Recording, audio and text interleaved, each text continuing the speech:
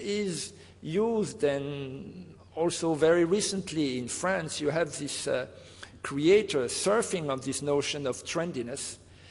They participate to this myth that counterfeiting is harmlessly subversive, victimless. The internet does it again. This is how you market counterfeits now. This is a site just advocating for the interest for consumers to buy replica, just to promote the business of replica.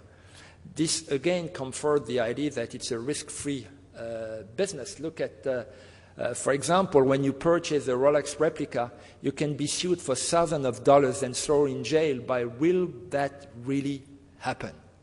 Probably no. They go further. They show what is the best deal, the best choice when you purchase a counterfeit. And finally, you have the consumer.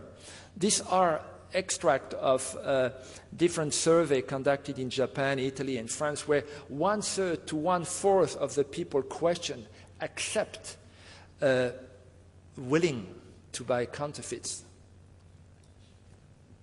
And when you go on the internet, as mentioned by Nathalie this morning, legitimate auction houses make profits, real profits, from sale of counterfeits.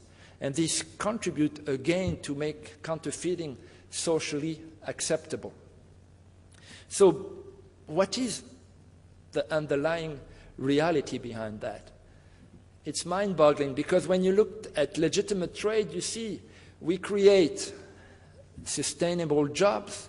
We are law compliant, not only IPR, but we are respecting social law, labor law, all kind of law, tax law.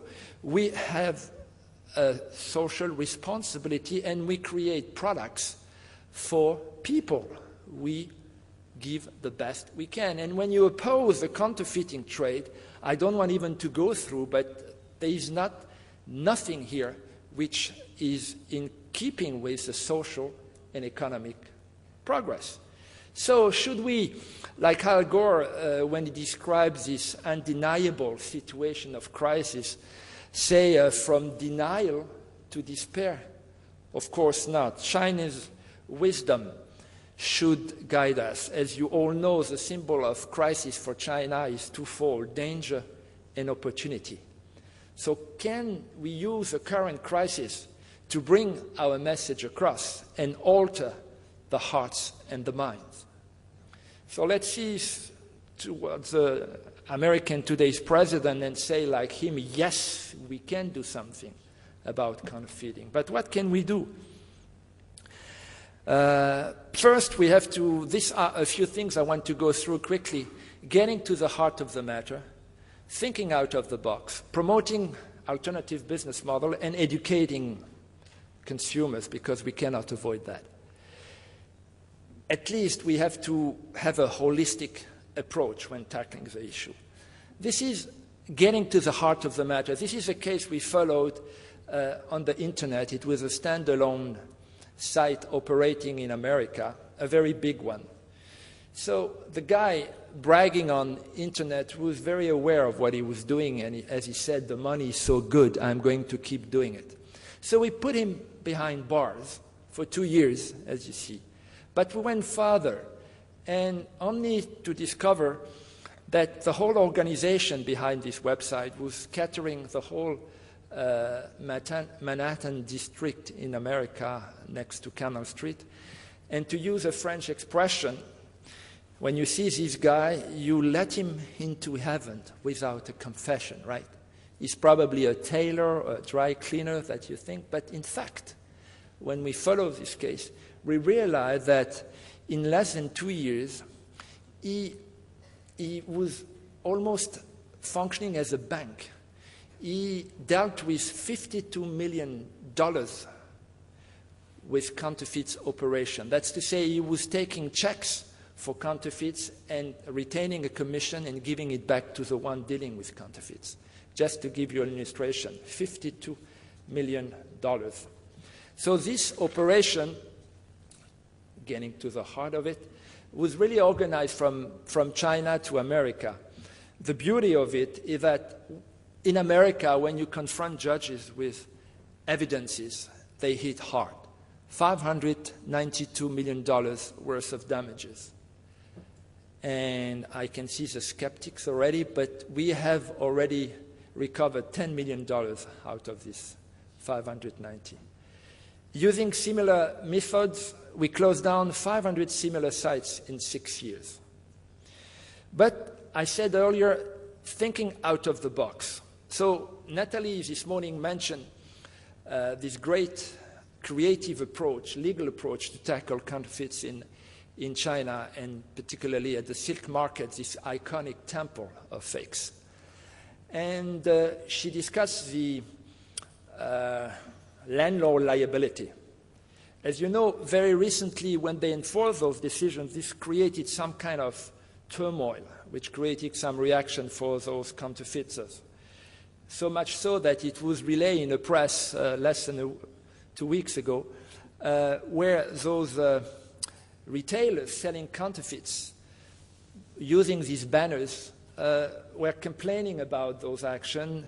And one of the, I think the board says, we want to eat. So thinking out of the box, what does it mean?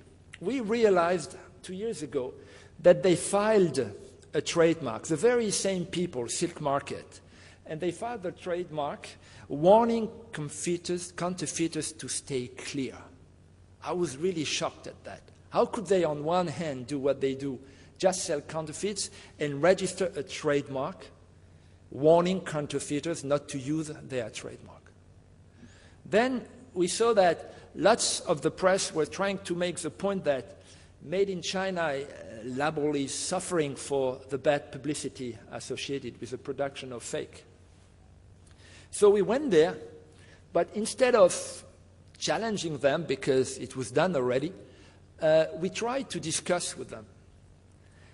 What does it mean? We discussed with the landlord, we discussed with the people behind the landlord, and we discussed with the retailers. Today we have an agreement, and two brands of us, Cartier and Panerai, were the number one on the list of counterfeits at the fourth floor for watches. Next time you go to Silk Market, do me a favor, ask for a Cartier or a Panerai watch. Third point I wanted to make, promoting business alternative models. In France, eBay is challenged by a company called Prime Minister, which is the leading auction houses in France just after eBay. They have eBay have 12 million unique users, and Prime Minister has 10. eBay has been repeatedly expressing, spending lots of money with counterfeiting, with a marketing campaign to convince people that they cannot change their business model. These people did change, not the business model, but the way the products are listed. Today they have a proactive screening of all goods before they are offered for sale. Price Minister, that is the name of this website, has eradicated 98% of fake goods from its sales. So it is possible to sell products on auction and not to have fakes. It's good for the consumer. They can trust the quality of the products. It's good for the website. It attracts more clients, and it's good for the brands because they have trustworthy partners. Education is the last point I wanted to touch. And you have to start very soon. You have to start very soon. This is the Financial Times. It was a British school teacher asking its pupil whether they had DVD or music downloaded from the internet. And one 30-year-old girl said, "Yes, ma'am, I have got 250 of those." Try to explain at 13 years girl that she cannot download freely counterfeits over the internet. This led probably the EU to a statement where they said, "We have not been aggressive enough when we talk about